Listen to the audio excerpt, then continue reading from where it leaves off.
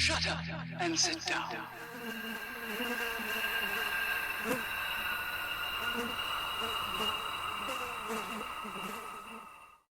Hi guys, I'm Dodge and welcome to Bigmeks Workshop and Paint Studio, and this week's video is how to paint a Foetid Bloat drone.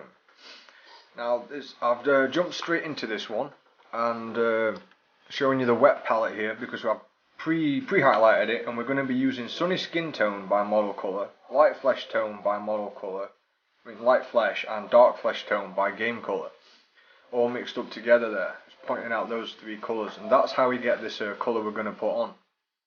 Now we're also, if you don't have those colours available, you can use a Bigmeks Glow and just water it down and mix it up with a bit of elf flesh, and you'll get a slightly lighter tone. This is put on in a lot of layers, kind of watered down. I've got to apologise for no Monday's video and all the other videos why this is running, because me and Andy have both got kids, and all the kids are off school, so we've just not had the opportunity to bring out as many videos as we'd like, so we're a bit behind. So what you're going to get in this video is me trying to get this done really fast for Thursday. So now that's the original colour again, but this time we're going to add Game Colour Royal Purple. If you don't have that, add a bit of Nagaroth Night into that mix, a tiny bit, and I'm going to put it on as a wash and water that right down. Get all that into all the grooves and all those recesses. As you can see, it's toned the whole thing with a filter of purple. Now this is just Royal Purple on its own, really watered down. What I'm going to do is I'm going to put it in all these recesses again, then clean my brush with a bit of water and start pulling it away. It's going to look a bit of a mess, but when we're done it's going to look fine, because we're going to keep layering these things up. As you can see, it's much more purple there. We're going to be adding reds and other tones into there as well. Now, I know I'm still on that bit, sorry about that.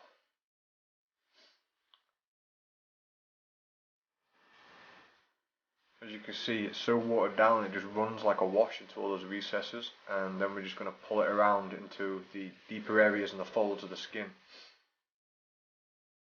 Then we're going to go back to using the original base colour of Sunny Skin Tone, Light Flesh and Dark Flesh Tone. I've made it a little bit bright there because it's three colours put into one, so in future I'd just recommend putting Bigmeks Glow and lightening it up with something. But it's the old glazing technique here, just putting a bit on, like the residue that's left off the brush. Put a bit on your brush, wipe that off, and use the residue that's left to push all that pigment where you want it. We're going to build that up, and if you carried on building it up that way, it'd actually start to go a pasty sort of yellow colour, which is something I was interested in doing because I'm trying to find a colour scheme for something else, so I was sort of mucking about with this one. It's the second time I painted this one, because I tried it first time, wasn't happy with the colours on it. So I re-primed him on Wednesday and just thrashed through him since Wednesday, Thursday. It's about 4 o'clock already. This video's got to be out soon. As you can see, that's bringing out that colour, making it look really bruised and sore. The next colour we're going to be using is Grey Blue by Model Air. I'm not sure what the Games Workshop variant for this is, but I'm sure they'll have one. I think it's Dark Reaper. And we're going to put that into the recesses as well to add even more depth, because at the moment all our purples in the recesses are quite light.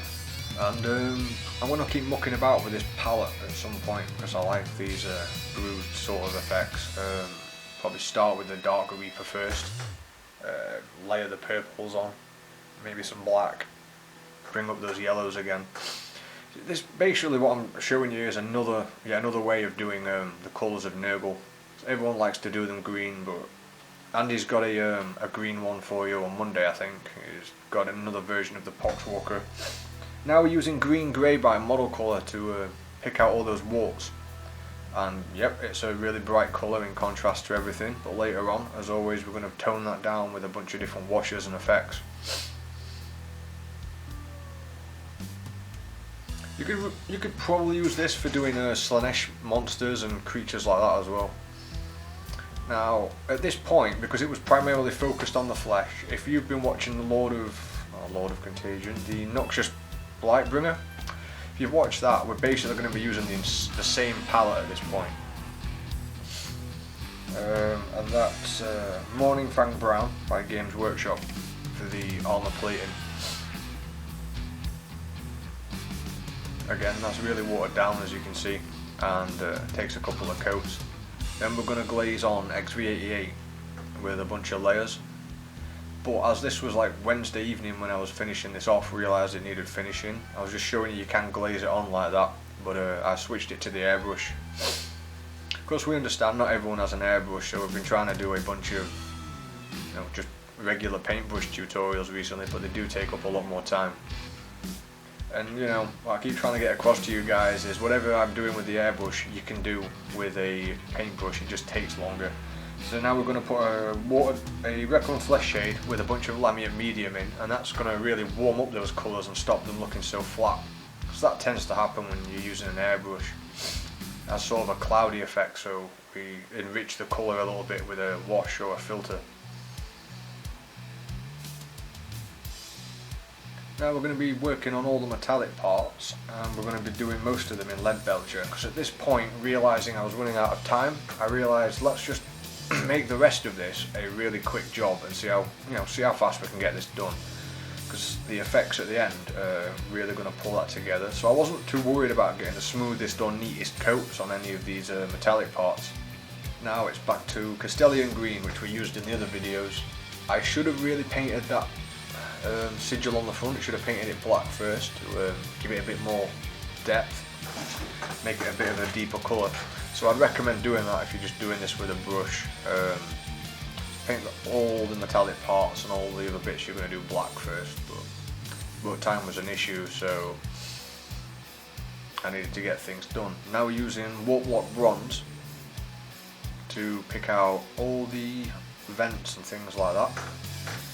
I was a bit sparing with the Warp Lock Bronze on this one. I could have put it in more places. In hindsight, looking at all the model put together, there's a few things I definitely would have changed about this one. Then we're going to use Skaven Blight Dinge for the horns, which is just how we do for like what we're doing for our studio army, and it's how we've been doing all the other videos. There's another reason we haven't had so much time for videos at the moment. We're painting up a Tyranid army, a Death Guard army, and trying to get those done for these battle reports. We'd like to finish the month of Nurgle with a battle report with the Death Guard army, but we'll see how that goes. Most of it's built, we've got up to 1,000 points. Now I'm using Castilian green. Castilian green again on the plates, on the vents, what the bloody hell are they called? The engines, the propellers, but missing out parts and leaving the other bits metallic, not just the insides. Because if you look closely, there's a pattern to it. Now we're going to use Storm Vermin Fur by Games Workshop to highlight the top parts of all the spikes and whatnot. Don't go into as much depth as I did on the Noxious Blightbringer, because a lack of time, but you can still use those Rakarth flesh effects and everything else we did on that one.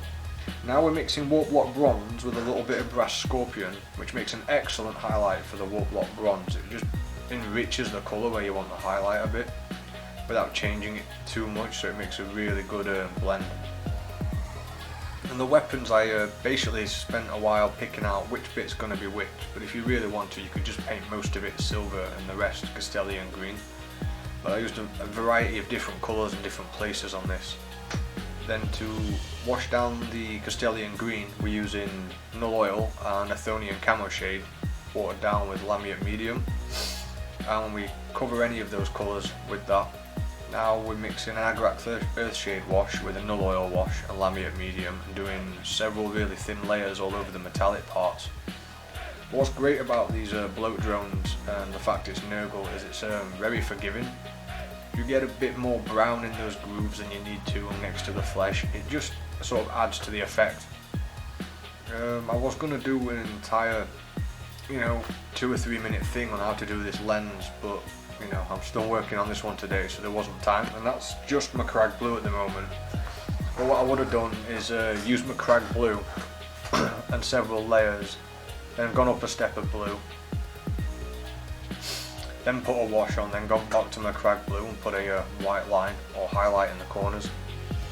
Now we're using that Agrak's Earthshade wash and just dabbing it into all those creases in the armour, but we're going to get the rest of those later on with the streaking grime.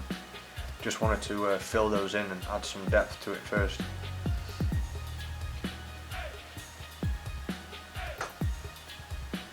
Now this was a bad choice on my part.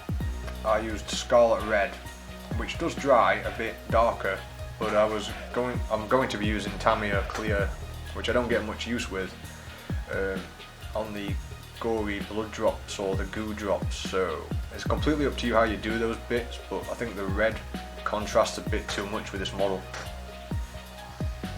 And of course, don't forget all your teeth on your engine bits, which were done in the same fashion with the Skaven Blight Dinge.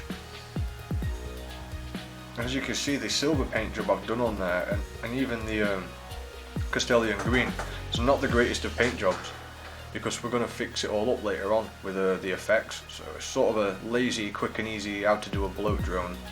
This is Carroburg Crimson watered down with Lamiette medium. Really trying to push that into the recesses where all the engine bits and vents are coming out. Sort of remind me of like ear stretchers, and I could see a bunch of saws around it or something like that. Definitely looks like those things sticking out of you will be quite sore. Then we're going to highlight all the green parts with its original colour, which is Castilian green. But to be honest, what we're going to do in a minute, you're not really going to need to. You can do if you want to. Just depends how quick you want to get them done. In my case, very quick.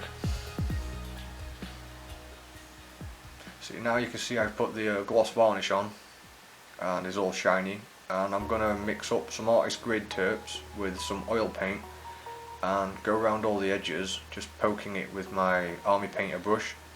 Just poking little bits of the black paint into there, and it'll follow all the recesses and edges.